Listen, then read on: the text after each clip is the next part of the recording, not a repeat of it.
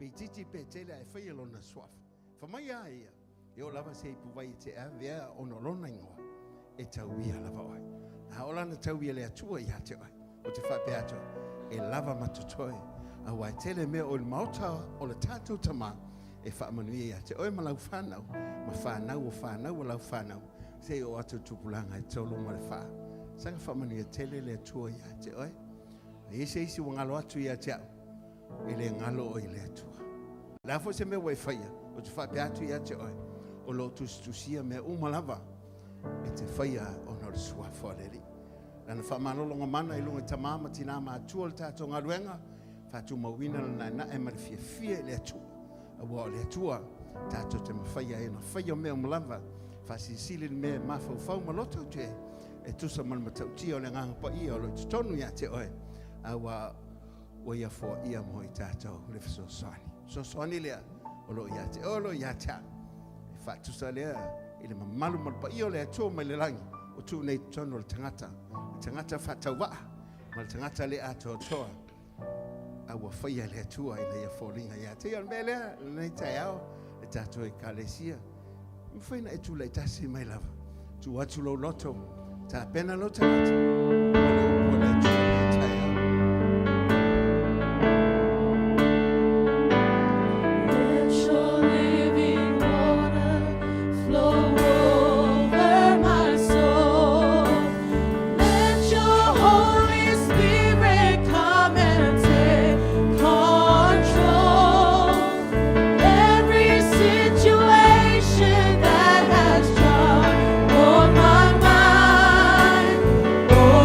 Kiss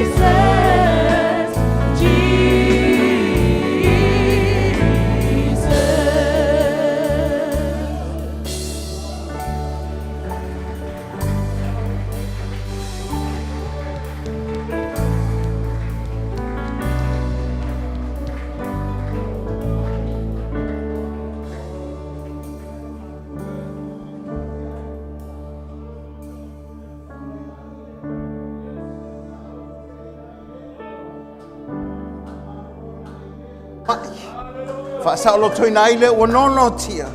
Le upu le mai ai le mana ma le mamalu o lau fio. E whailo ai le alofa nau nau o le mātou tama. Ia vi ia o le mātou o tua le nei tae au. Whamanuia la upu.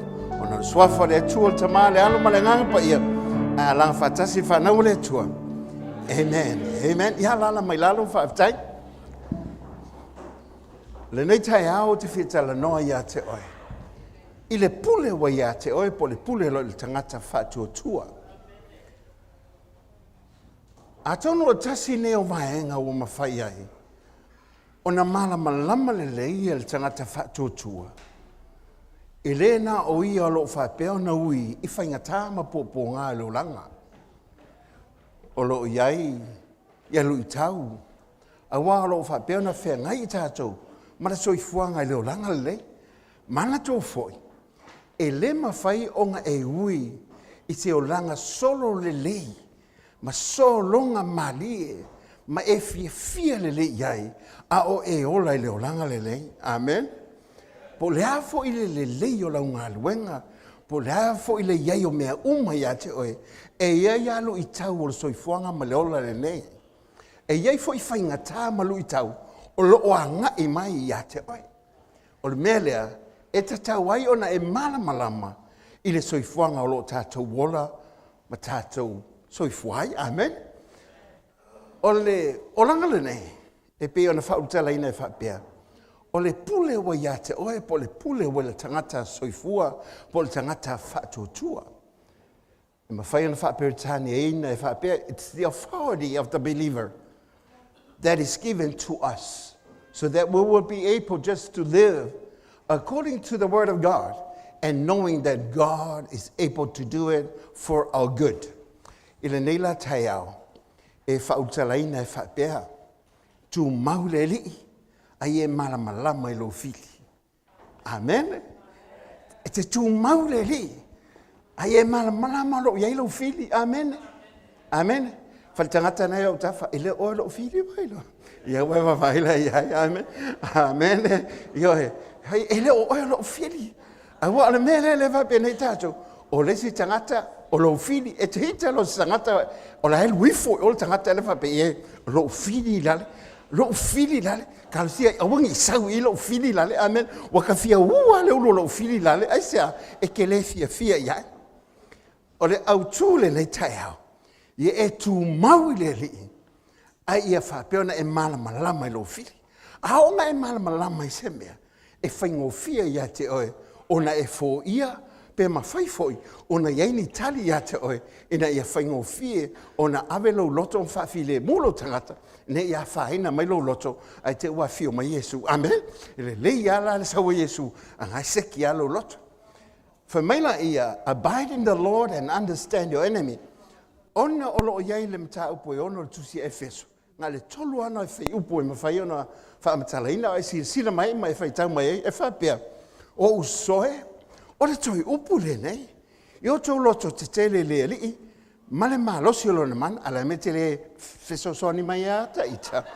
Amen. Vai le fuwa tu atulunga ana lo wau tilo mai a ta ita. Amen. Vai whale le me tato mea, o le tato e kalesia lea. E au ngā whai lo whai tau me, na ia e loa i whai o lo fili, amen. Ia, tātou whai tau whātasi ia, whai e po se fulu suma tau, ma ia, o soe, o le toi upule nei, i o tau lotu tele le li, mane mā losi o lona mana, ia o ofu o toi ofu tau, a tau toa mai le atua. Ina ia o tau ma whai o na te atu i tonga fiti al te Apollo, a wā tātou te leo tau matangata, a o le sili, fai pule, mahali o poli ule nei la langi. A toa manganga leanga i mea o le langi. O le mea lea i o tau tango ai o ftau a te o toa mai leri. Nei o tau mawhai o na te atu pe a o mai i la sovale. Pe a umona o tau whai o mea uma. Tau te tutu mawai. Wa aile tā ua o le mea e te iloai. Wha mai, ia e mana malama, tātou te leo tau matangata. Alo, o loo iai le tau alo whaia nei. Masalo anga whaapea e wha emo mai le kaua le whainga ia ke oi. Masalo oe le sikanga ka pala ai ale iai kai mingai. Aisia, ma kau kia le kaua le fai, ai ke lo inga. Ai alanga ele fefe, langa foi langa la ke lo wa ai ai. Ai alanga e loa, o le kaua e moi, o ngal ke le yo ka ngaka e wha vai. Ke le yo ka ngaka ia, e koe solo muli mai la, i le wha tua tuanga kerisiano, ma ua lato le wha awawina, i le wala awa le atua i le lato o langa, amen. O le mafu anga, e leo mamalama, o lo o iei le fili le o whengai mai lato. A wafe mai tato te le o tau matangata. Aya, awali isini ma whaipule o nganga leanga, lona winga, e le aiangi a nganga leanga o e wawai aku iai, e whalea nganga le taua lea. O ngā kako o kanga ka whalea nganga, o whakawinga i tātou le toto ke riso Yesu, o le ala o whaolainga i tātou, o le kauala ngā a maka mai le kaiminga i whaolainga i langa i whalea nganga le kaua lea. Amen? E se le manga i o se mea e malam lamai, wha mai la whai upumuni muli ai, wha mai, ina ia o tō mawhaia o na te tei. Ina ia o tō mawhaia. O lona winga, e le whaingo fie. O le kelo kaimi, e ke leiloa, o lau e palalu mai. Amen. Wa kaule seki mai oe. Wa esea, ngā lau smile mai ia. A leo langa oe, makua i whaale kongunga. Amen. O le fia, wa leo koe el fia, o le fia mu, o makua kakavale alo whakuri ke leo mea. Amen. Wa leo koe ele malosi lea. E mawhaiai o ngai ku, mai kali kongu i le tua, mai fia le soifuanga ma leo laleng. Le lai whamai i, a o mai aso vale. O aso lei. Amen. Whalikangaka ngai o ka whaea, wa i ngai o aso vale ngai kau iai. Amen. E kele i o aso vale. Amen. O aso vale mo me o so vale fo lele. E ke a o so maliu e kele i fo inga. Amen. Ke a o so mai se whala vela. O aso vale me nga. Ai whamai, a umang ko whaia. Ko ke kuku mau umai. E se tā wal mele e tu mau. Amen. Tu mau. No for mau. Amen. A le winga lo upu le tu mau. It's coming from the word abide. It means to stay with, to live with, and to be with. O longo winga e ke iai. Po le hame kula i melka koe kalisia. E ke iai ia. Amen. Po le hale malulu. E ke iai ia. Amen. Amen. E ke iai ia. E ke ku mau ha. Amen. Po le hale leo mai le se wanga. E ke ku mau ha. Amen.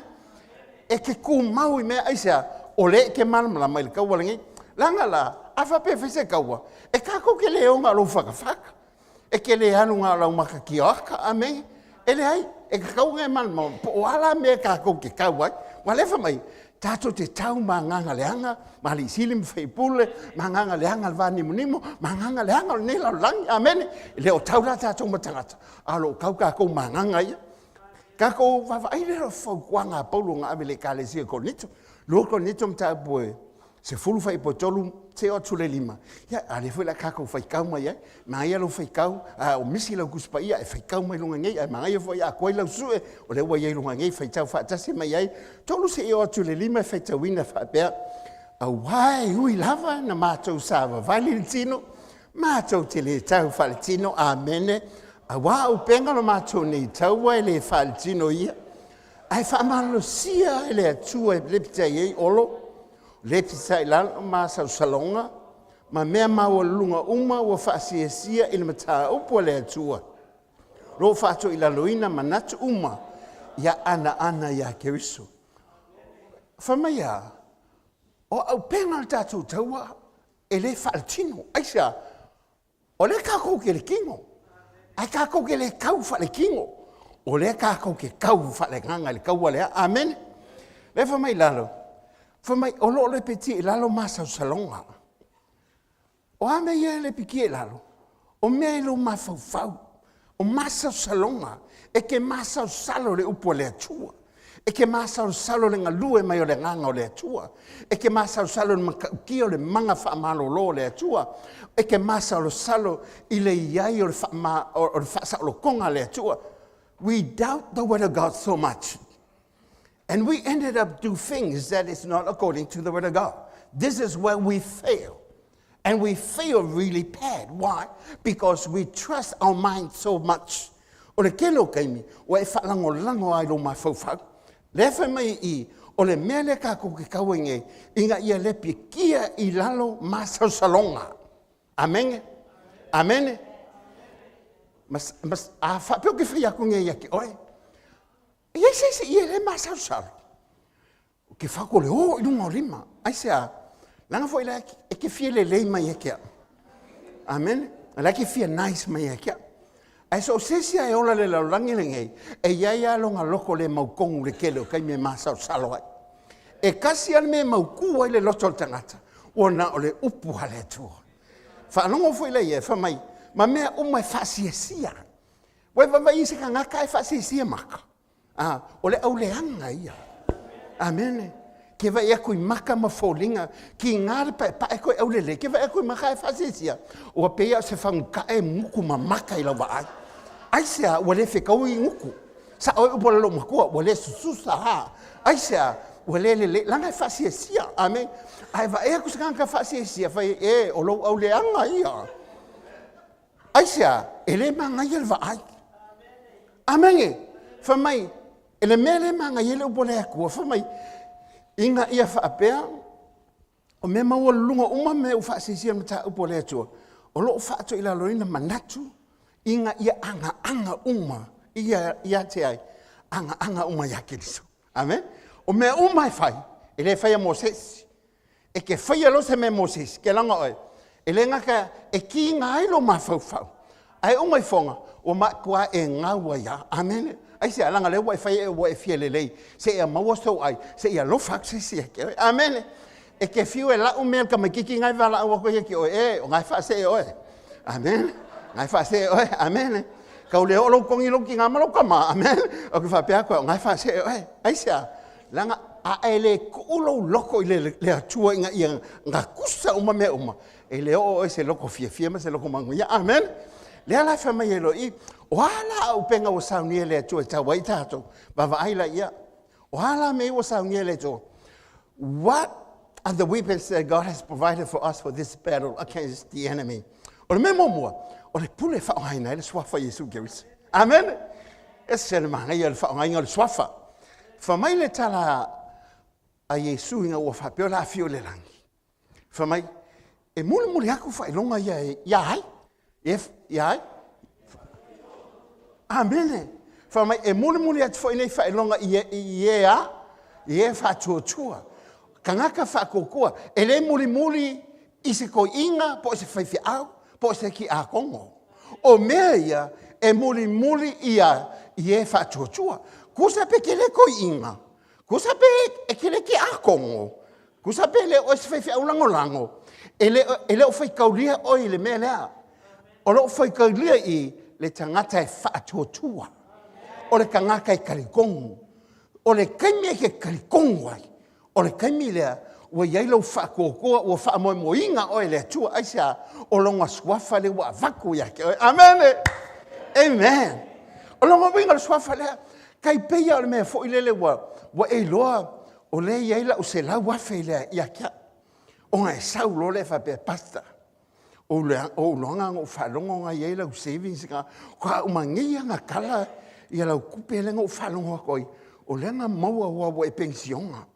E se lo le lei a pasta, oi o lo le lei e se me ke manga oi. Whamai ioi, o ke manga o ke whiwha o ngā inga lau kāti. O la me whakawi e, ngā singa mea lea, o ngā wa o whakua hinga ke le oi, o ngā ua wakua I leo lau kāti. Pangana le e alo lua lau kāti uma. Aisea, e le kukusa ma le kāta le kua ia ke oi le ua wakua. Amen. It's unlimited. Amen. Wa ia sa so wa la koi ile ATM, ku aku lau kāti. Ai emo mai fa me insufficient fund. Wa ia se mi fa pega, ia nga wa ak ma so o ya oi amen. E alo lua uma. Amen. O meia e muli ia ke oi. Se nga ponga ko kele, o muli fa ilonga. O muli va venga. E lo fa me e muli oi. Le ai o meia muli mai ke oi. Amen. O meia e muli mai. Au kako, o muli meia. O me vole ke le kanga kai fewa. E falongolong, e mangai al me lai o, e mangai al me muli aku lai o, muli o mai fonga. O le lopo fe au ye, ai sa, la foi langa la o muli me lai falongo ye. Ai le muli ile upo le tua. Faulo fa ko ia ke le ma ia mauku. Ai sa, o lo fa ko le e ku kupu ai me lo volanga. a fa pe ke le loa o lo kupu lo la fa pe ke e ke lo fa tu le wa va tu ya te e ke kawai e kawai lo masa salmo lo le te tonu ina e loa e fa maong ya le tu amen me mo ke kawai o lo fa ko ku le ma le pule wa va tu ya te le swafa Yesu ke fa mai le ngo Yesu fa mai I lo ingoa amen I lo ingoa le ngoai e lo le ngoa le worship center e lo ingoa se fa via o le ngoa por swafa o Yesu Keriso o le mene ke kawai po le hale me fa mai le kalaya al ki apolo ya ki o ke va ya ku pele wo so me ka fa vai le swafa Yesu Keriso le swafa Yesu Keriso le mon mau e lo angel mau mai fa ko le fialu loko fa mai sui la ko ki mo we fialu le loko ai sia ke anga ha nga vai lo kangaka we le po le hale ma ngaia o le I illa mai le faspo masima po le hale ma kwa inga o mai sa po sui la vai amen a wo fa pe o nga va ya ko mu mai ma si pipi ai a o nga ele fi e ke le fi ya amen yo fo ngai kai au au yang ya ku ya ke o e sa la pupula ai pe pupula mai pe fa pe nga ai ko ku pe me ke ai sa o me ye mangui ai lo kanga amen la nga le wa ye le swa fa nga le wa ye le ngo ang mai le la langi le ngai e le mo wa fa nga kwai ala wa mo wa ya ke o kai milingi o e kanga fa chochua it is given unto you and what are you doing about it are you just playing churches be nice with your life this is serious matter you have to know this is real e ka kaunga fa nga inga let's wa for Yesu Keriso ai sea wa au mai le langi mo oe wa mai le langi mo le kalesia e mai e le fa manga ia le kalesia e mai fa nga le kalesia hallelujah e ke manga e sawal ki apolo ka fili sa ngo ko ngolo wa inga malo e kalesia ai pula maka fa nga le ngone it is given wa mai mo o kan kong ala nga le fa nga e ke lo fa ko mai kan kong it is wa fa wa mai fa longo tala Yesu le luka fa uta se fulu ma leiva fa u luka se fulu fa mai fa uta o te foa ia te o tole le pule amen amen ala nga fa nga e ke lo mamla ma le upule le pule le vanga upule nga luenga nga o nga lue ai e sel manga yo le me o pule e sa luka nga mai lo pu kofe sa luka nga ke ulo poku e sel manga yo me o pule amen e sel manga ya e sa vali ako sa luka nga u aku lo ako e sel manga yo me o pule amen e ke fai o ma fa ko ngungo ka nga amen o nga o le pule ai lo le manga yo mo le pule e ke lo fo le manga yo mele wa mai Yesu ya oe amen fa mai Yesu o ke va ku e ke le pule e lo se pule ke me mikai e lo se pule fo ke fisio wai pe ke man lo vale ai amen pe ke fa lia ai amen o le pule le I fa mai soli ai ngaka makala va vai amen ele ngaka nga soli ai ngaka makala va ai fa longo o ma le si menga soi male malo si amen ele nga si mai malo si amen so se ko inga malo si al fili o avaku ya ke o le pule solia amen so nga ponga o se la menga soli amen fa kanga ka fa ra ela menga soli se ko umi fa pengalo o langa ele o le la menga soli amen e longa solio menga va ke amen wo le vanga mafiki mele nganga le lenga kongo ya ke we fai me fia amen fusia ku le pa high five ma le aja se we solia le fa uma le fia ma le fa longo ki ha I me fai le kalesia aja o le wo lon me sol o ka ko soli lesi amen ka ko ke lo ka ma kanaka amen awo solia kanaka solid feeling songa ponga ka ko ape solid feeling ai uma fo solid kanaka amen se selbe solid amen se ma kwa solid amen ua soli fuafua. Amen. Koe soli ai mafi palailai ke apolo.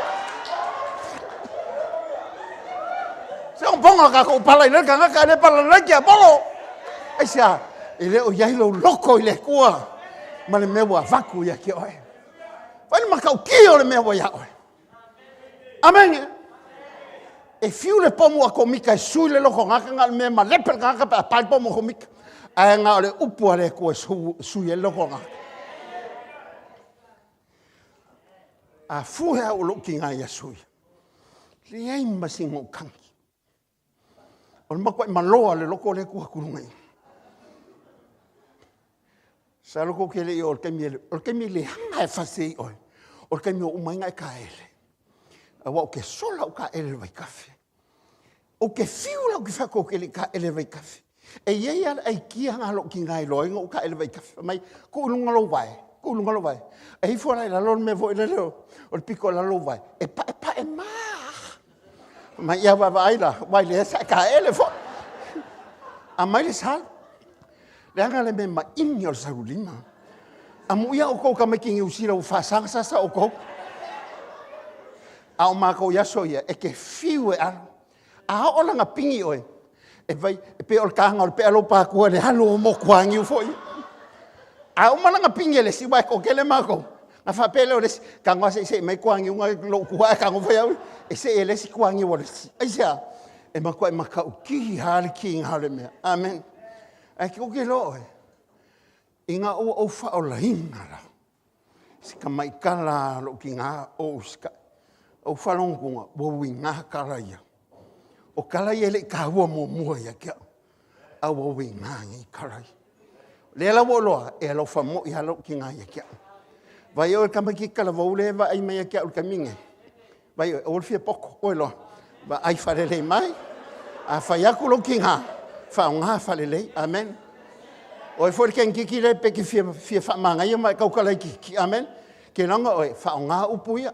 Aisea, awa a e onge ke wa e ka amilo e sa mo se o nga mangava nga i loa ia le fenka o le me i lo le fa longo aisa lango le fa lo il fili amen amen a e fa longo la upu e ka lango ku nge o le wa va ku ia ke o le awala ke mangui ai o le ki le ko kongo le kalesia e le ska mai ki o le ki lo lufu kasi ai wa fa pe o ko ngai lufu kasi e ke e alo luanga ule kinga ale kile ke fa ku ye ke o kile ka kala ile lumanga e lo kanga o lau fangau ma lau ainga e ka kala i kile kongo le kalesia amen fo mai ele ai fo se me le hanga i oko hallelujah se vai upo le akua amen ele se me le hanga isa e mga ole ko i ele lei e manguia fai me fia.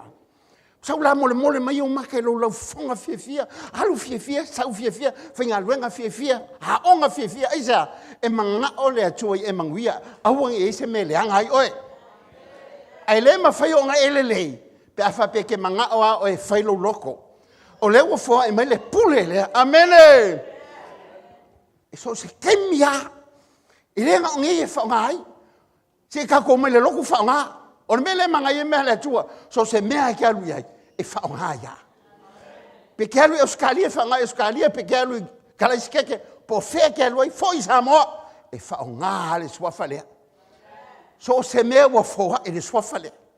Whamai le whionga le atua, e hifo i ele langi ma le laulangi, ma la lo ifo le laulangi le swafalea. E la ifo i se mea e whaia le swafalea. Amen, e whamai kala Yesu, e o mai al kamingi, ko ke le iole mai ai ai kia. Si a koai lo oli malo fifi. Walanga koai on ka ko fifi e mea le tua. Ka ko ke le iloa, le pule boa mai le kalesia. Me longo lua, o le kakalo. Fai ima ngaia, fai ka ko e kalesia. Le kalesia mungui e kakalo, amenge. Koe whafangu leo le kalo le kalesia. Le wa iska ko fong kakalo le wa amaka ki ngā. O mai ki ngā e whaawau fonga kalo le whai ka maka ko le skonga. Wha mole. Koe a maka ka ko fonga kalo, la ka kalo a. A la ko viki al ka kalo le. Ioe, o ka kalo ko viki le wa iai le kalesia. Kai mingi, ola, pulo wale ia afufa mai langa wako wiki le mea, amen. Ki ngā wale ko ingi wawao, ala e pulo wa langa wako wiki le mea. Vai o ke wa ko wiki mai ko wiki a ko ia ko o mai o le kakalo lea, o lo ia le malo si anga ia, e feso ka ia i male kua. Fa mai kala polo le kale sia i te Salonia, ma ta upo e lima le tusi mua, fa i po sufi tu su malvalu, fa mai ia kako fai kau fa kasi ia e sen manga ia leo ki kele mai, ia ta talo leo noa, fa fe kai me uma, a wale fina ngalo le atua ia te o tau, ia ke riso, o le ale fina ngalo le akua, ia kakalo i kai mi uma, ia lea ungonga kakalo, kai mi uma kakalo, lea unoa na tu inatu ta maiti pe aho le aonga, aho ka miki la onga, wangi ingo fungo fuai fa be ia wa uma fa wa file mu fo le yaso fa fi kai wo ese ko ma fale le pisa o le ngai yaso le ai a wangi mapulo kakalo le a ngoa amenge ku wa ku fa ngau a walu ko inga fenga luenga a wangi mapulo ta talo fa mai ta talo le a ngoa amene kakalo kemi uma fa mai pray without ceasing. And in everything gives thanks. Ke whawhikai le akua. Aisea, se o mea ia wa whia le akua moe. Ai ei me kula i mai, e ke whawhikai le akua. Aisea, e ke le whawhikai i mea ua whapea o ngā o mai a ke oe. Ai ke whawhitai.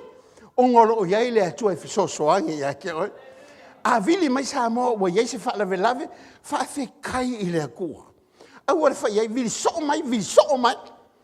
Ko ke lo e fuangi la au ni kupe ngi sila ngi mea. Amu ia o ko le ko kongi ngi me vai so uma. Yo. Sui le fainga lau ka. Mai ia au le popole. Pole hare me e me se fa la vela.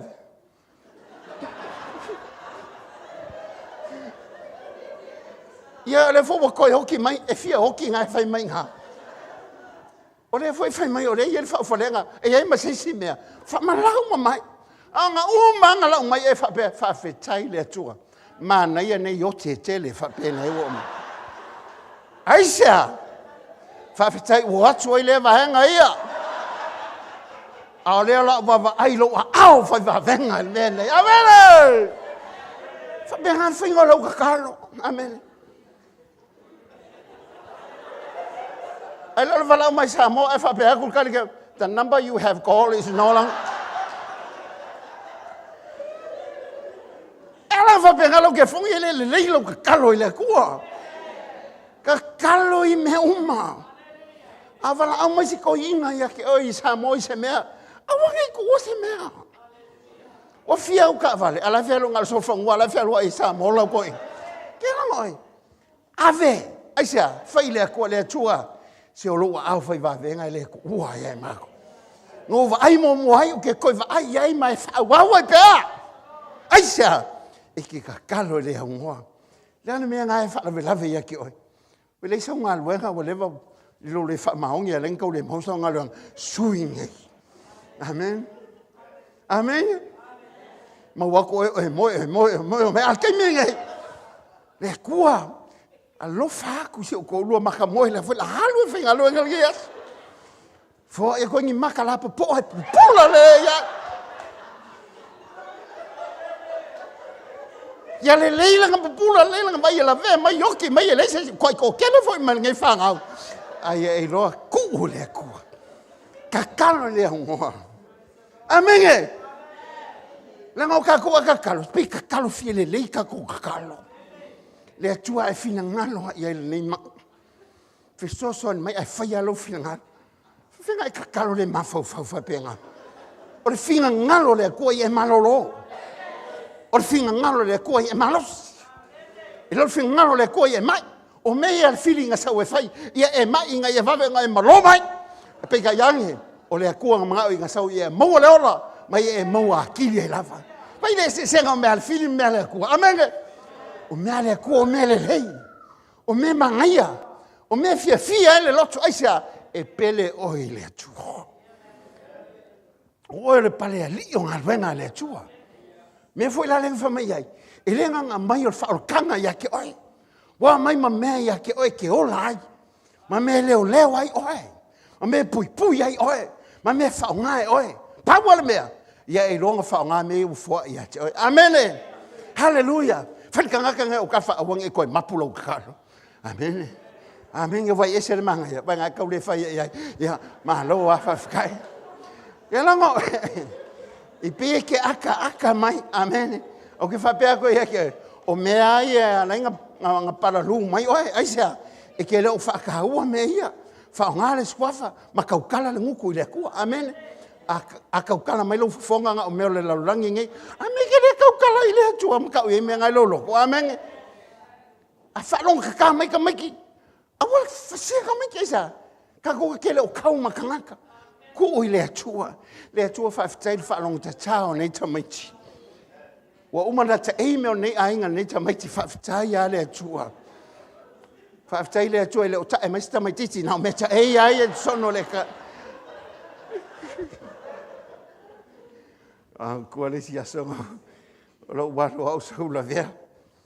Me lo king hau ke o fo ia ke oi ke la vea ia so uma. O sau fo le si aso lau ke la vea mai fo i menga uhoru. Mai ko kinga sau le wole so ulu se si aso va. Ele a fainga pa wale mea. O lo wo o mai fale. Pe le se ia o mai al fale. Fa pe ko e ke. Ele se me siringa lo i el fale o le atu. O i ka ko ke mau wale mangui ale le. Ele fili la ka amilo e fa. E fale anga fasio ki fa uma ka ko. A ole kua e mamlama iai. Wa a mai mea inga ia leo hai oe. E ona fia hai. Amene.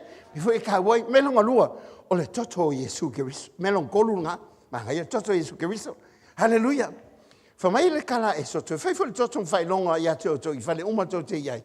O ke wa aia ko fo i le koko. Ona o so sopo i le ia te oto. I le ofo ia te oto le malai whanoi. Pea o teia le nua i kupito. Ie loa. E le ise me sidia ngai lo le toto Keriso Yesu. E le ngaka whamai ua ngai mai i le lalolangi i longa kong ungai malai ai. I le malo ai kupiko. Ai whamai le kaukonga le atunga vai. A waku le koko lea. Nga vali e au pou whaalava ma pou i au kafa. Whamai a ova aia kufo le toto. Onga o so sopo i lea. Ke longa oi wa i ngel toto Yesu. Wale o koe mawhainge le fili o ngā o aku ia ke oe. A wale o wali inga oe le koko lea. Wa whatawina oe le toto lea. O lea wa iei ne le toto le lunga ia te oe. Po whea ke alu iei. O lo iei le toto lea o le li o Keriso Yesu. E le ngaka o oe o lau whangama lau ainga o lau tavale. Se wha o ngā le koko lea. Wha whionga o wha o ngā le koko lea. By applying, by speaking through faith. Whaonga e ala lau kau ki ngunga. Ai alu le toto o Yesu Keriso sau winga ia ama se u whangau. Sau winga in mako whale le ngai. A e moe le po sau lo kua oi. Le koko lea o Yesu Keriso. A wafoi la. O le koko lea mangu malo ai oe. Po ha me kula i mai. E le aia ma se mea ma whai o ngaku aku le makauki o le koko lea. O le koko lea o le toto o le whenginga. O le koko lea e moli mau yake, o e moli mau yake. O le koko lea wa umai le ngā ruenga le li o Keriso. O whatawina ele tangata mai whanonga e whawawau. A wa ienge o iei a ao le tua. Wa umanga whaingere whawhikaua inga. The exchange has done. Wa ienge ele kangaka fau mai kangaka kuai. Leo la kuai, leo la fau. I mea leanga, i le mea le lei. I mea amio le kongu, le amio kongu. The change has been done. O le hana mea whaiel whakau inga lea. It is through the blood of Jesus Christ. E le ai asi si mea. O le kongiola, leo kongiola ai oe. Le atonement lea. Ngā whai i le toto Keriso Yesu. Fia le upu leo le tongiola, o le upu le kongiola. O le kokongi, o le angasala wa kokongi le ola o kangaka. Ai wawa ailunga le sātauru. Nkako whapeange le ia. Wa mawhaingei o ngā kako i lo haku. Ua alu ese ia le ko o sao le atua. A wa ia ngelo ngā lofa ku ngoa ia kako e mongi. O le amio tonu le atua. But the truth is this. O le to o sale o le atua sa ilunga le tangata. it's being redirected. Wale koe hangai mange ia ke oe. It's no longer directed to you. It's directed to somebody else. Ole ko sale ngai lunga ole kua ongo le nga sala kangaka mari fa pe mai e ka ole ko kongi ole nga sala loki. It's now being redirected. Wale ko hanga ia te oe wa nga ngai lunga ya Yesu Keriso. That settles everything.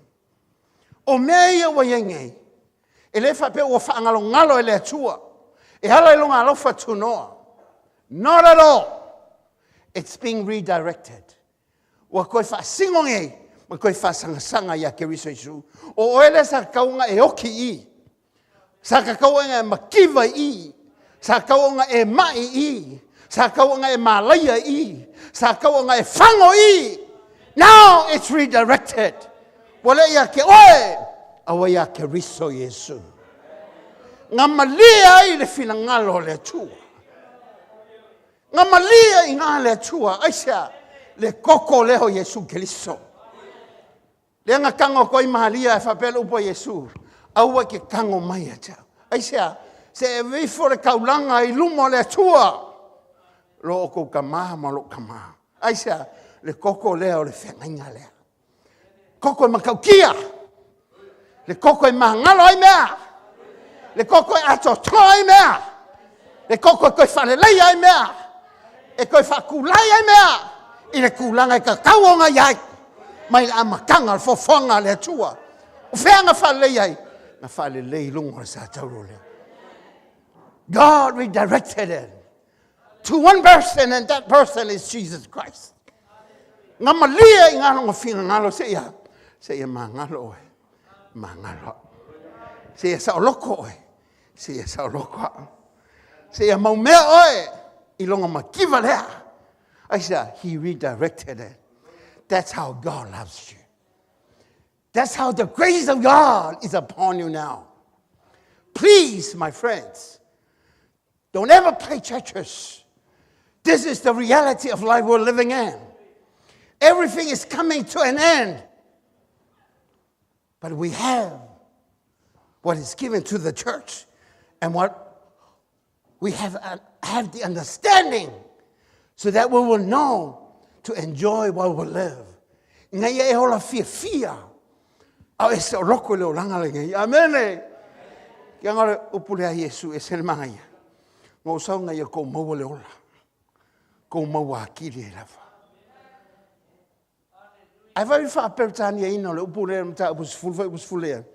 I came so that you might have life, and life abundantly.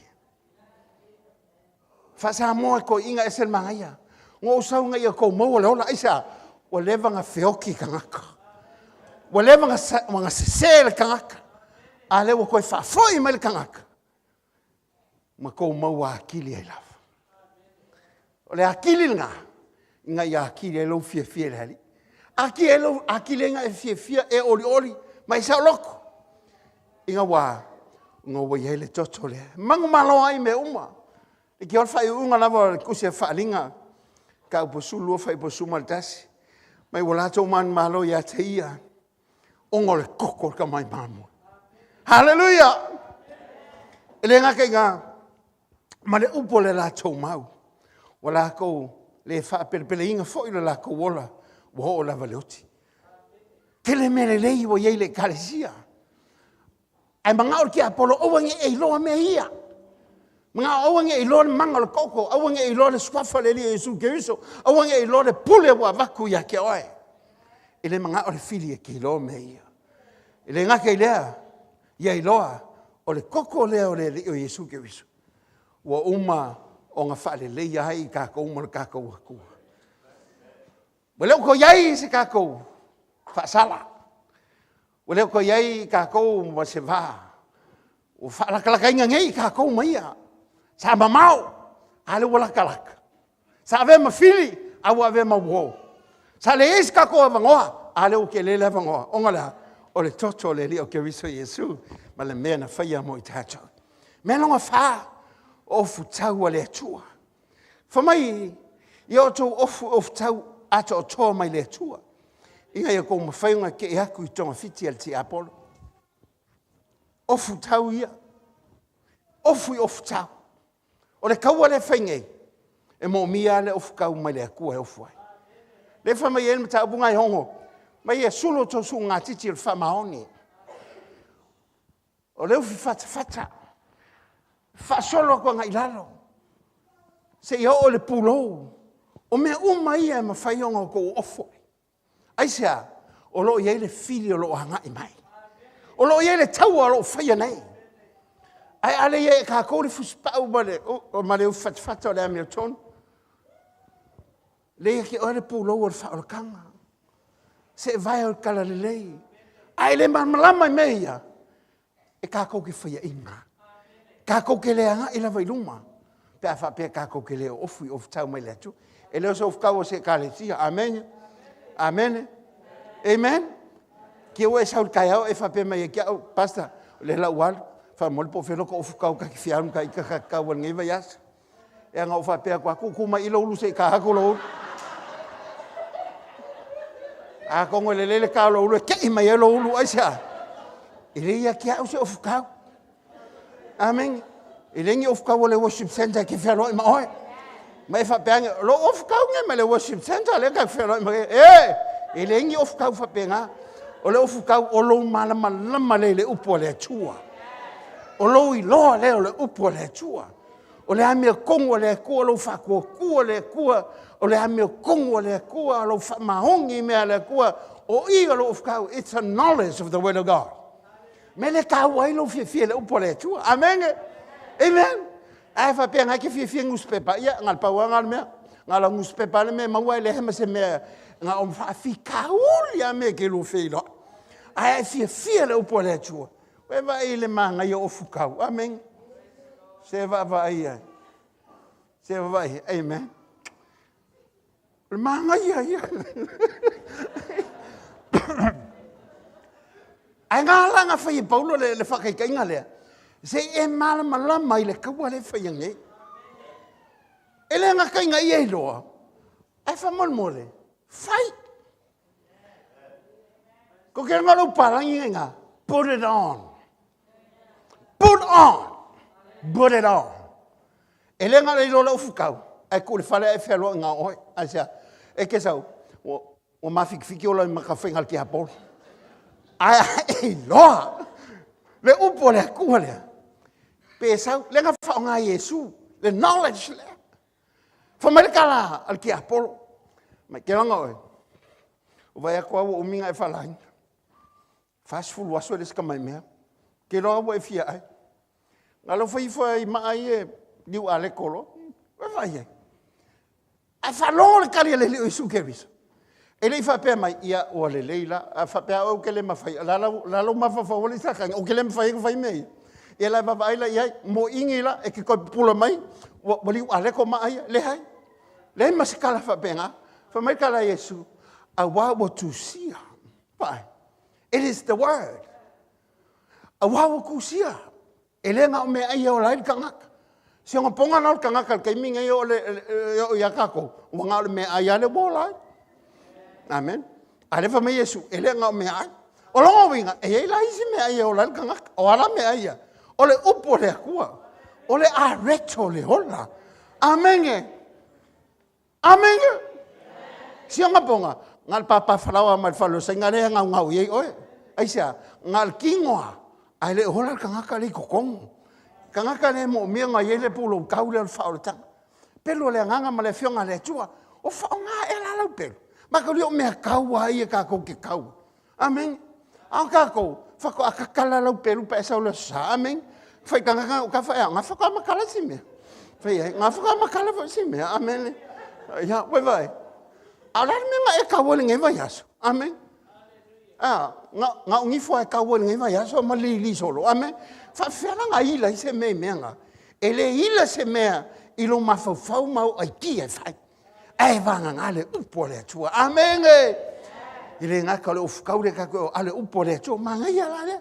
Le la so ma le upo le tua. A wale upo le tua. O le fionga le tua o le pelu le tua. Amen. Fa mai le e pelu e fafa i po suma le lua. e se le mangai o le foi upu lea, ke mga o ai e kauloko inga. Hawa peo ngai kusi au notia, I promise you I have the handout next week. I chat down some things that you can remember, but I promise you le la whai le handout next week. O le upo le tua whi kaule e peru wha suma le lua ia. Wa. Whatari, whamai a? Amen, lava inga. O lai a? O lai ola. A ola la se mea, e mingoi ngoi. E pula pula mai. Amen. Amen. O le lai ola. O lono winga. O le upo le tua ola. Amen. So se mea ola, e maa ngava mai. Amen. E fialoa e mai ke vai o lai ei mea lawa ei swinga. Au whaawa warifi kaunga o le makaukia le upo le atua whamai a. O loo matuanga lue. O loo a. O loo sili foi lona maai I pelu uma e whatau maai I tū. O loo vai foi e o lava I vai e se ina o le loto ma le nganga. O ngau ngatino foi ma ano iwi. O loo whamasino foi ma natu ma whiriwhiringa o le loto. Hallelujah! Wai vai le me ma whainga whai le upo le akua. E le ngaka o lai hola le upo le akua. O me whainga ua rengo vai kunga ua hola mai ngi kai au. Amengi, anga e sau peke kau palpe mai ngi kai au.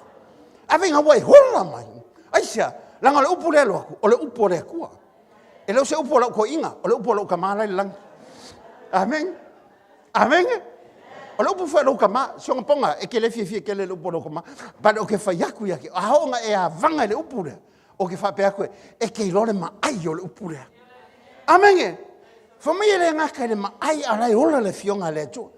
Ai sili aku ilo se pelua. Po le hala ungai fikipi povi la le fale. Po le hala ungai fikipi paka la le fale. Malau ungai fikipi falawa la le fale. E ma ai umai ku, alaku lalo sa ulunga, e umar falawa e naisa whatouslo, e le kukusa le upulea ku. O le upulea, e makua e ma ai, amen. Po le hafo kama kike fia kama maloma fia ken kike fia macho mai. Amen. Fa ale mai ang kike lima ma ngai lo kike lia le ma onga ya e lola. E lola le upura le ko. E ke a ngai se mea. E le ngaka nga mawolo fa ilonga e ke loa onga e hola. Amen. Ke le ngaka nga fa ko inga le ko. Ai e manga ko le ko nga ba ko ke o le poko. Avaku ya ke oe. E leo so poko ma fai e mea, o ke leo zikanga, o wha moe ale ma fau, e alo a e mai la ngalea. O i kongi ngalo student loan. Amen, o i alo kokong. Alo ngominga kuli oe, chasinta malvang, au ki whape haku ya ke oe. A e ho onga e lor maka ukia le upulea, e ke kuwa le kume Whamai ele ngakanga ma ai le upulea. Ai le ngakanga, e vai le loko ma le nganga. Wai vai le mangai o le mea. E lo ai le mea mai le nganga, ma mai le loko kangaka. Mea ngā e kalangoa mai, e longo fiau kala e sau. O le sau mai le nganga o le kua, ma le sau ai lo loko wha maolunga ma lo fia poko. Ai le whape ngā oe. O le mea ngā ki whawhikai e lo sau le ngi kai hao. E le whape ngā oe. O oe wa e loa le atua. Aisa, wa e malama le leo. E le ngā ke whamai e mama ai. Ai o ngau ngā kingo foi ma ango iwi. Vai. Fiusi a wahenga lenga kau whai ele povi lenga waku I oe le solua. Whai kau makakupa lenga iwi. Kau le lopo wheme o ele ango ma le hivi o le povi. Ai kau ke longa o le upo le kua. Whamai o ale vau le ango ma le hivi a lui fua saua. E saua. E makua I sekia.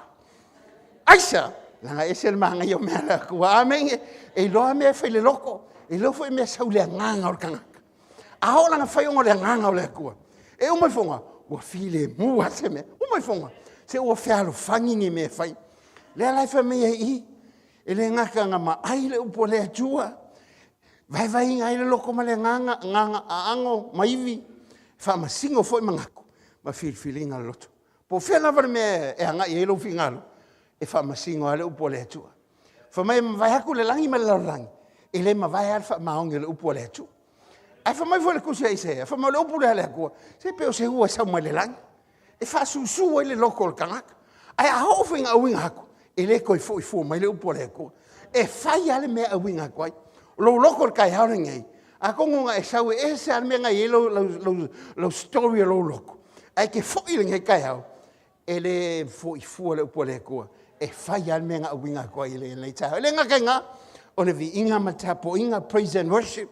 E va ai ile fa o ma ke inga ua fa pea onga vivi ile ngo isala elu fa ka amilo le I au pau Yeriko. Ongo aso fa Camilo, ngarvia. Fico aso fa Camilo. Fe eilo palasi lalo pa. Que no es el macauquia me olvi. Fa mai alwa ko vi inga sa mo malvo le ko. Me vole o ki fa kamala pe sa. Ko anga vivi. Ko anga alanga. Aisa. O le vi inga le lo ko sa lo malvo le li. Ko ulo e sei me lo fa la vi ke o. Ke lo me fa la vi. Ko anga la vivi. Vivi inga ia le malu le ko malanga le leo le ko ia mai inga ia lo malu I tono langa longa male kalesia langa o kele o va venga ma fai longa fai le ko onga o ma o lunga vi inga I kongo lang kapo inga honga le leilo vi inga I lunga le tua nga I mai le ko longa malu malonga mata ngo fie me fitu anga pongi male kakaro le il tu si le eseta ko va le kala le ya eseta esele manga yo kala le fa mai nga fa ya tu le eseta ya tali atu ya mo kai alu ya oye fa po ti sai uta o ya Susana mai ana pongi o to ona wa o fo ina yo to wa ai o ne inu a so tolu le po ma le ao a wa mana unga tene ma to te ana pongi fa pena fo ono o luatu le tupu o le mere tu sai mal tu la fono a fai o te oti ai pea o na halu le mora te kai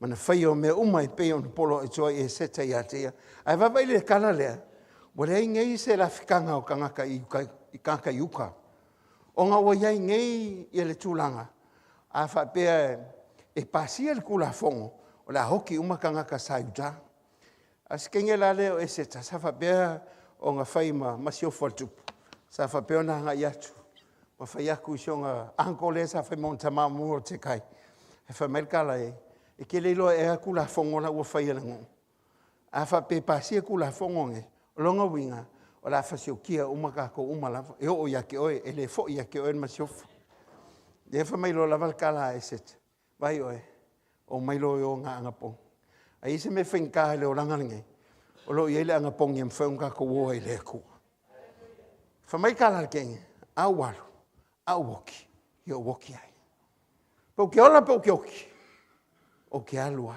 aisa inga ye manguia na o le manga yo le kala le inga wa ke le kupu wa ku le masiof ele yo le kai me vala uria mai kongo mo kal kupu ai ngo wo wa ku keng fa pele o talate la wafio nga le tupu alo ila malanga sise le o haman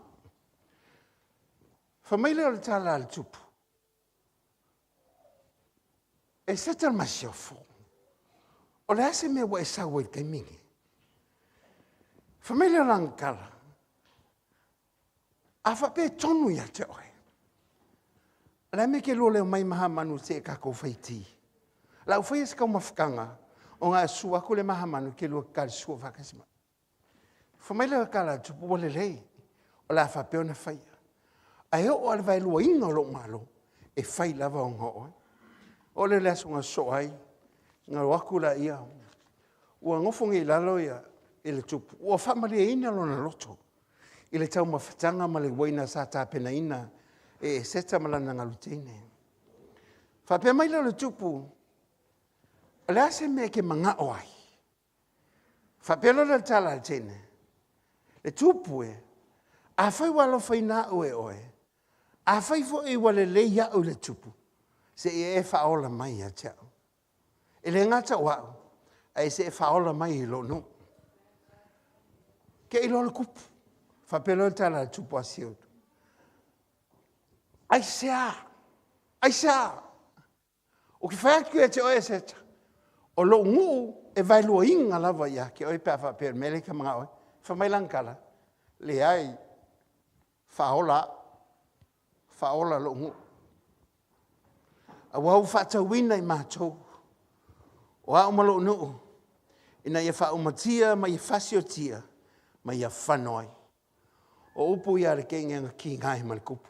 Whamai o aiwa ia whaia ia le mele. Whapelole le upu. Ale masiofu. O lau au ona haman. Ko sale nga ko sisi e lava a manula ko ia langa menga whai. Ai o le kali o nga anga pongi le hu. Ai se i halu e momoli le mga onga. O afo i whawhi kauri o iei kongo kako wain. O lo iei le kari le kakalo ma le anga pongi. O upu ia le li o Yesu nga whionga au so.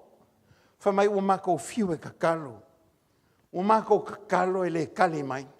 Whamai kala le li o Yesu ke o le melea o le kakalo ma le anga pongi e mawhaia. O lo iei le kali le anga pongi le kalesia. O le mefo le a wala au kako anga pongi. Kako whamaongi le anga pongi. Aisea, o lo iei le fionga le tua, le kali, i le kelo mea mana ma le telo mea te tele, ongo le anga pongi. I le ngata i lea, o le tatalo ma le loto ngata stasi. Ko ke lo ea, i ngā ua uma atu le ngā luenga e peona iai, i le malio le tātou tinai atua ina. Vai iei la ia, i le kufa kasi o le kako e kālesia. Ngā lua e alaka ngaka ia, i la ngā ia ngā luenga e peo ngā iai. O e fui whapenga whautua i le whaataunu ina le whamoemoe. O ngā whamare inga leo loko whapea.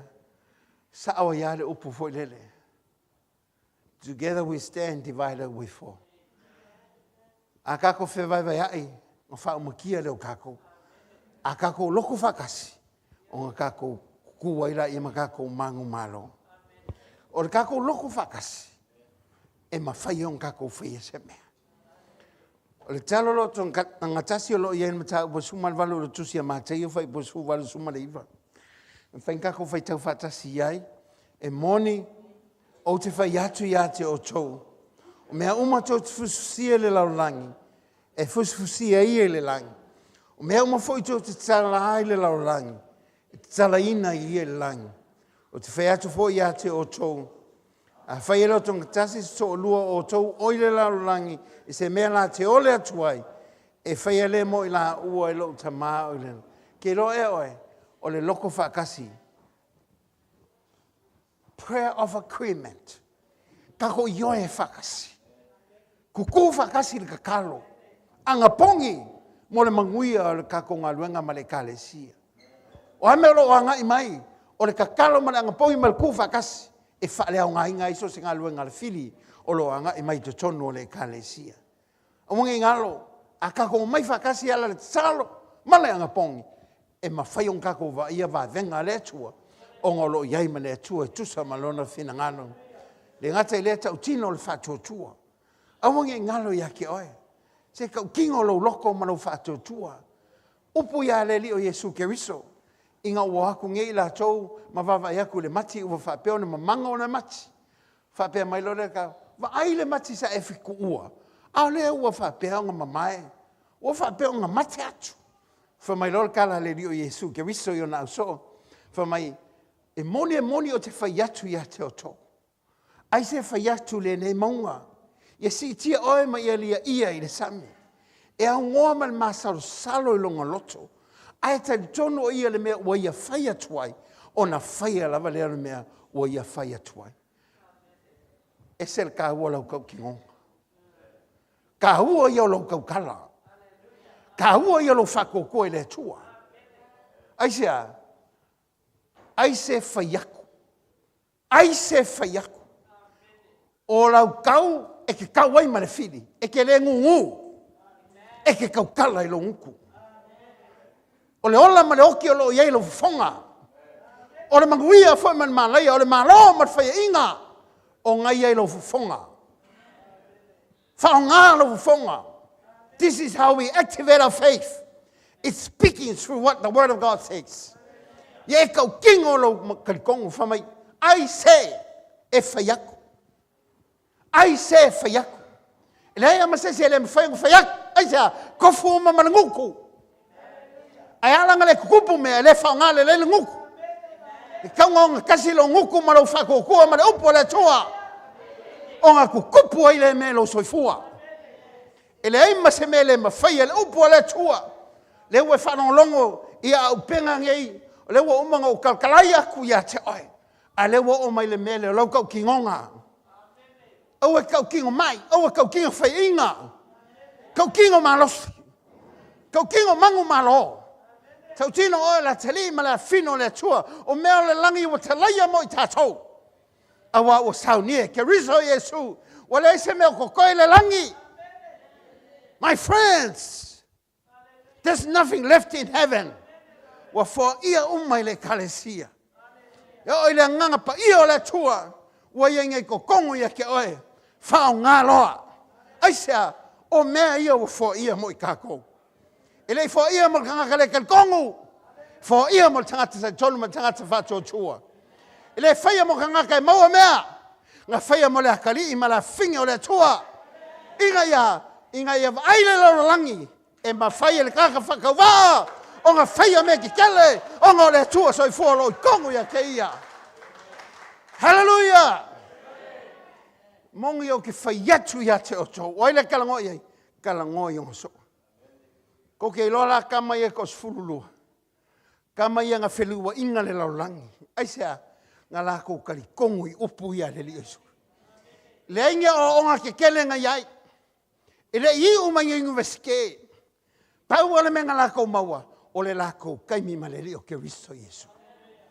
This is what they learn. This is where they know who He is.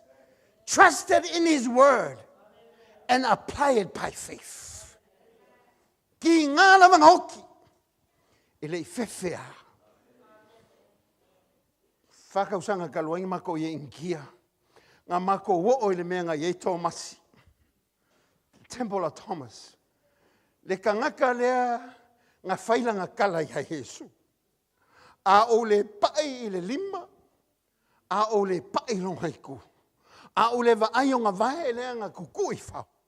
O ke le kari konga. Ko ke lo ko inga ua whelua inga le loko o kama lea. Ele ingaka Yerusalema langa ka hala I Yesu. Nga o ingia. O lai ei le fale. O whaifa pikoa o lai ei kuloa iwi o kama leo komas. Ka ngaka le karikongo. Ka ngaka le whakokua. Ai ngo whelua inga longa ka ngaka. Ele I mawhai e skon ki ngeka ngon ka whia le kala le lei. O ngā langa mori maua Yesu. Ke le temple, whai ei. Ka ngaka ka pua I kong, aisea, o ngā ka ngaka I kokasi. E le leisa onga, ai ngā onga le nganga, wha kasi mlong matai. Wha peak fua ia ke oe, po le ale le leo la wa onga peoha, e wha o ngā oe le atua. E whai wa venga le atua ia te oe pea whai e ke kalikongu, ma le masoro salo I lo loko, e ke whai aku I whawhikauli, ma le malosi o le fili lewa e solia I au vai, e le se me le anga I oe. Awa ua e fua, e le pule ia te oe. Ma le upu le atua, ma le te talo whatasi, ma le anapongi, ka kou ke kauai. Inga ia ngia le o le mango malo, ngā mango malo I ke liso, I lunga le satauro. Wahenga muli, le nganga pa I o le atua. Le aise mea ka kou ke mawhaia, pea le ile nganga pa I o le atua. Awa ngai mai le au. Awane ngalo ia te oe. E wha maoni lo tātou atua. Wha mai e maua o tau le mana. Pea whia ufu le nganga pa I lunga ia te o tau. Whai fo o tau mamoli mau ia ta. Jerusalema Iuteia, Samaria. E o lava I tulu inga le laulai. Le nganga pa I le wa I lunga ia te oe. Aisa le mea wang. Wangaungawa ia ki Apolo e whaleanga le kalesia. Whapeaku ia ki oe. Inga walau le I unga le whaamawalunga o satani. Ile I eiso ngā wangoi le langi. Kule ese mai le langi. O ngalonga whaamawalunga. Wala me wa ia whaiange. Wa ia inga I ngā ia ki oe. Langa wa whaia oe le whaatuso le li o ke riso Yesu. O langa kali le koe kali aku ai. Inga ua whapea ngā kuri e seinga ia mai le langi. Inga ua whapea ane ilona loto.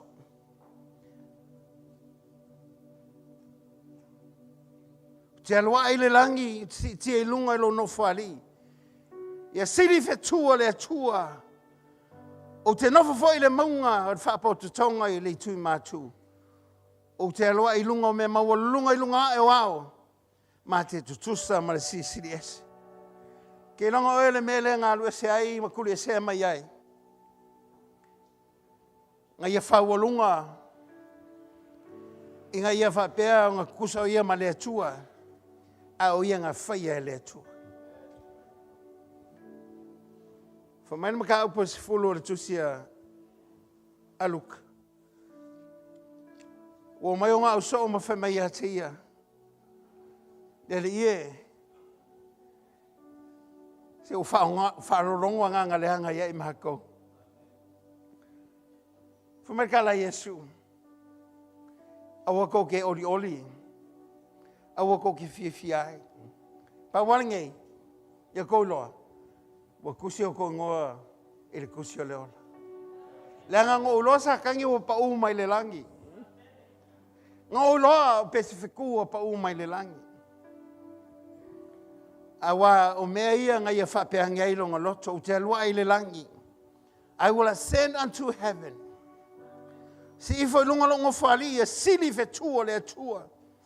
I will exalt my throne above all the stars of God.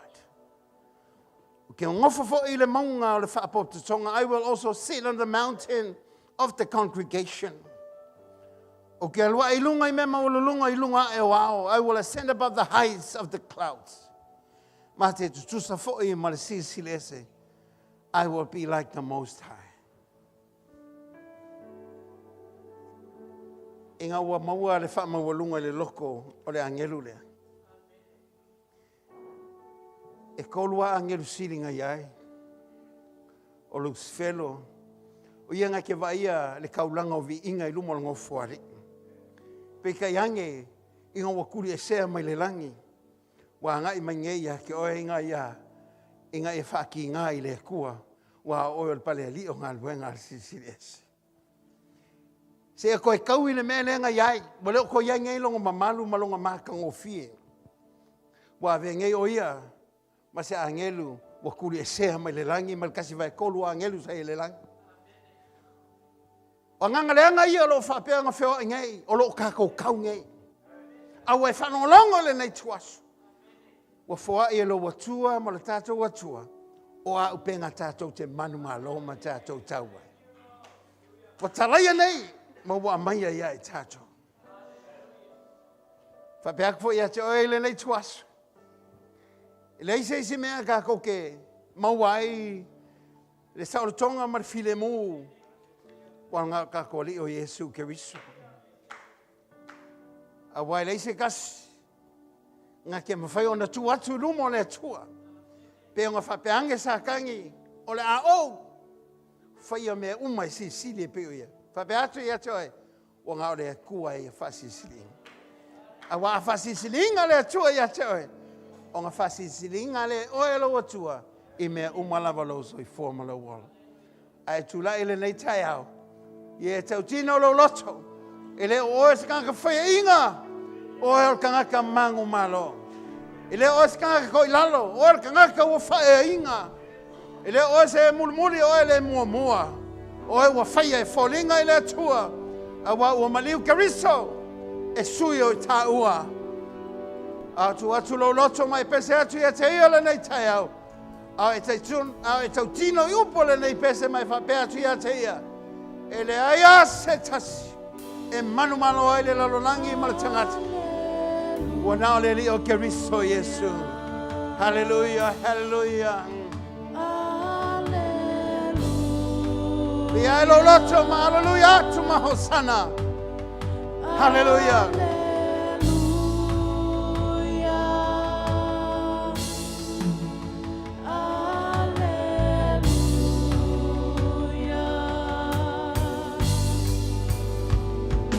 O te manu malo. Te manu malo. Ona oele.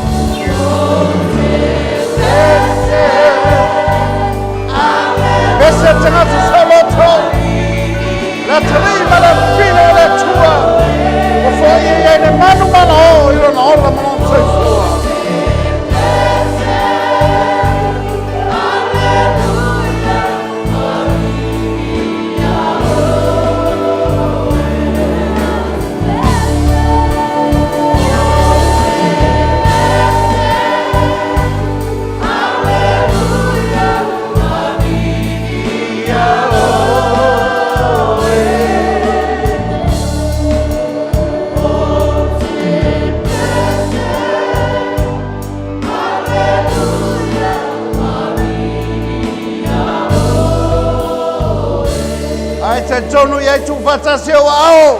Ave se patia te ia le nei tai ao. Hallelujah. Hallelujah. A te le foi le nei tai ao. Ia tau tino upo le nei te talo na whaia moe. Wa ia whapeo na e ola.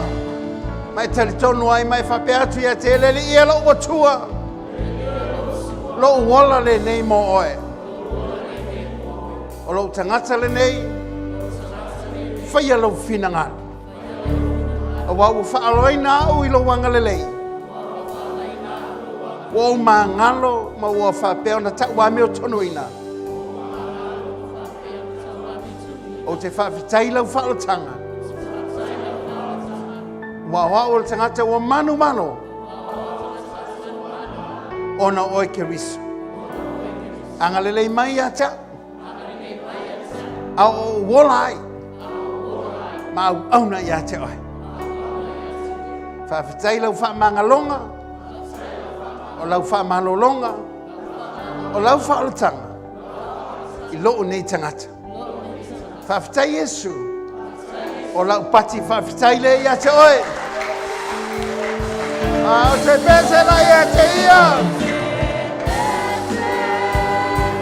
Alleluia Maria oe. O te pese. Alleluia Maria oe. O te pese. Alleluia Maria oe.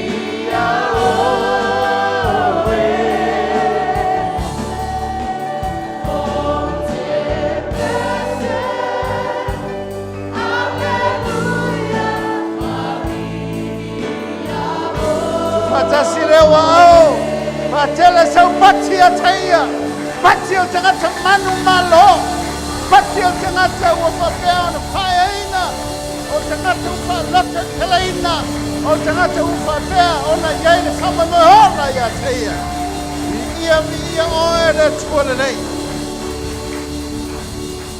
O mātou pati, o mātou tau tino, o mātou whalorongo I lau awea. Ia ola rā lau upu lea lo mātori. Pei ona mātou whalongolongo ia le nei tai au. O lo ola lau a fionga. E wheo se pelu e whātau ma ai ona I tūlo mātou. O lo whamasino I manatu ma le loto I tangata. Ia whapena o mātou loto ia te oe. Ina ia whaia lo lava whinangalo. Whamanuia I lau e kālesia. Whamanuia I o tangata. A o mātou oro mātou le ia mua au muli au lau a whio. Ia iai le angale lei mani manuia oe lo mātou o tuale lei. Pula mai au whonga I lunga lau whanau ma lau e kālesia. Ia iai lo angale lei lo mātou o tuale la tolu whafo ma la tolu whale. Whamanuia mea la whaia lo mātou le ia le nei vai aso. A lo angale lei a mua lea ma muli ai la tolu. Whaleo ngani ngaluenga le while o mātou loa. Wai ai mātou le pule soli ai ngati makaroma malona malosi umalawa. Ili ai foi se me leanga ai mātou. O le mātou te talo lo mātou le ie. Malutia lo mātou wola ia te oe. Anga le leia mātou whanau ia onga o e whaingaluenga lo mātou atua. O mātou tua I tina matama. Ia iai lau whamalolonga mana lo mātou walau. O le vi inga ia foi lava ia te oe le tua le lei. Le tua le tama, le tua le alo, le tua le nganga sa. Ai anga leila whanau au walawati a te oe. Amen. Tasi lua tolu. To God be the glory forever and ever. Amen. One more time. 1, 2, 3.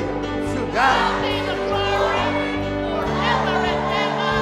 Amen. May God bless you. Manuia tona ele lai tualo.